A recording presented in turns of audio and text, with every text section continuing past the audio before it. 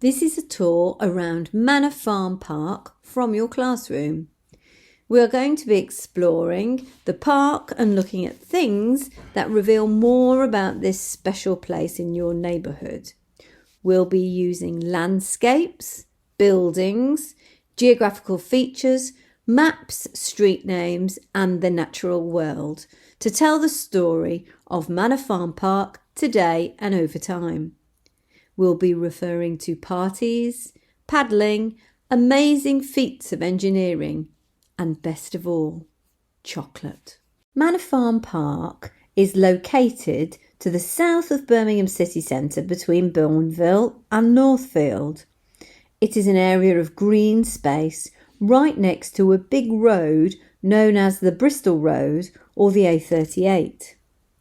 People used to use this road to get to the southwest of England before motorways were built. Before Birmingham's population grew, this area was countryside, made up of farms and farmhouses. Why not think about what sounds you might have heard here then? This part of Birmingham is strongly linked with the Cadbury family, who are most well known for making chocolate in their nearby factory in Bournville. People say you can smell the chocolate in the air. The Cadbury family really looked after their workers. George Cadbury and his wife Elizabeth bought a house, refurbished it and called it Northfield Manor. They owned the area around it, which was called Manor Farm. It is now Manor Farm Park, as it was given to Birmingham in George's will. What a generous gift. This picture shows the old farm buildings. They are now used by the City Council to store mowing equipment. Mr. and Mrs. Cadbury welcome children from Birmingham and surrounding areas to come and enjoy this part of the city with a trip away from the smoky, busy town. They held parties for groups of children in a specially built wooden structure that you can see in the black and white picture, known as the barn. The barn was a place where refreshments were served and games played if the weather was bad. And it's said that over 100,000 children visited. In World War II, the barn was used as a training camp for the Friends Ambulance Service. But over time, the barn became old and dilapidated, and people stopped using it. Sadly, it was burnt down in 2017. Before the Cadburys lived here, this area was used for farming, a mix of growing crops and grazing animals. To grow crops, farmers needed to use a plough, often pulled by a strong animal, maybe an ox or a horse. The plough makes a deep channel in the soil, and this is where seeds are planted. Over years and years of ploughing, the channels become deeper and the ridges become higher, giving the land a bumpy or wavy appearance. You can still see the pattern on land all over the countryside, including here at Manor Farm Park. It has a special name and it is called ridge and furrow. Let's try saying it together. Ridge and furrow. An important feature of Manor Farm Park is the natural watercourse that flows through it. It is called Griffin's Brook. Over time, it has been dammed to create a large lake. However, this has now been drained, and instead the brook feeds a smaller lake, sometimes known as fishing ponds, created by the Cadbury family. The Cadburys also made a beach on the side of the brook for the visiting children to paddle in. Most children had never been to the seaside, let alone abroad. There was also an outdoor bath located in some nearby woodland. Look at the old black and white photograph. How old do you think the children are? Do you think they're having a good time? It looks to me like they are wearing their best clothes. One of the children has his shoes tied around his neck. The lake is created by placing a dam to stop water from flowing onwards and flooding some land. Here at Manor Farm Park there was a boathouse, so it was clear that the Cadbury family clearly enjoyed boating around on the lake. Today the lake is home to lots of Canada geese. At the far end of the lake there is what looks like a flight of stone steps. This creates a weir and is where the water falls back in to meet the stream.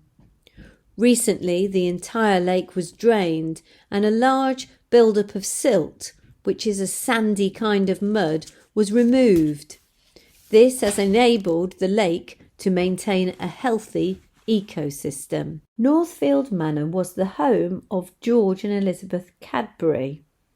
It had already been extended when they bought it in 1894, but they continued to make improvements to the house and the estate.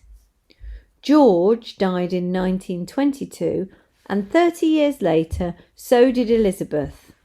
They gifted the park to the city of Birmingham, and in 1954 the park was opened and the house given to the university for students to live in. In 2014 the house was burnt down, but recently a replica has been built with flats for a new generation of residents. Do you think the picture shows the original manor house or the replica? This hedgerow is thought to be over 500 years old. It is on a slight bank and it has a ditch. Among the 68 tree species, it includes oak, ash, hawthorn, elm, holly and maple. There is also a rare tree called a wild service tree. It produces brown oval fruits that need to go mushy and rotten until they can be eaten. These trees are a sign of a very old established habitat. Originally the great meadow was used for haymaking and cattle grazing. It may have also been the external part of the Wheelie Deer Park. Today it is a large open space used by dog walkers and people exercising outdoors. This old farmhouse at the far end of the park is over 200 years old, and it was only undergone a few changes in its lifetime. There is a main farmhouse and a farmyard with a barn and a hayloft and buildings for animals. The map on the right of the screen is from 1884. Can you spot Old Park Farm, as well as the Manor House, Griffin's Brook and White Hill? Pause the video and see if you can see them. Postboxes are an excellent way to find out about the past. They're still in use today as a means of communicating, but in the past they were absolutely vital. Can you think about all of the different ways that we communicate with each other today? Every postbox has initials on it, either VR, GR or ER, and this denotes which king or queen was on the throne when the postbox was made and installed. What are the initials on this postbox on Whitehill Lane? It's GR, and this stands for George Rex. Latin is an ancient language and the word Rex means king. Between the two initials are the Roman numerals V and I. V equals 5 and I equals 1. And if we add them together, we get 6. So this is a postbox that remembers George the 6th. He is the father of our present Queen Elizabeth II, and he was on the throne between 1936 and 1952. So we know that this is the dates between which this postbox was made and installed. We have made our way up Whitehill Lane and we are now nearing the end of our tour around the park. We're at the highest point of the park and the views around here are really good. We can see over to Frankley Beaches. There are also these large brick structures with metal hatches on them. These are inspection chambers for the Elam Valley water pipe, an incredible piece of Victorian engineering here in Birmingham. In Victorian times, Birmingham was a rapidly growing town, and the supply of clean drinking water was very poor indeed. A forward-thinking council or corporation decided to buy land in Wales to build reservoirs. These are large man-made lakes.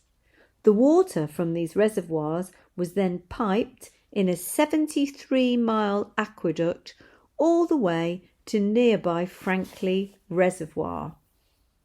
Water took 20 hours to travel from Wales to Birmingham. It was then cleaned and piped into people's homes. We can now hear the busy Bristol Road, and a peek through the trees on the edge of the park, we can see the Royal Orthopaedic Hospital. This hospital was founded by George Cadbury for the care of sick children, but is used by adults today. The oldest tree in the entire park is believed to be here. It is an oak tree and easy to spot because of its gnarled and distorted trunk. This marks the end of our tour around Manor Farm Park. We hope you have enjoyed it.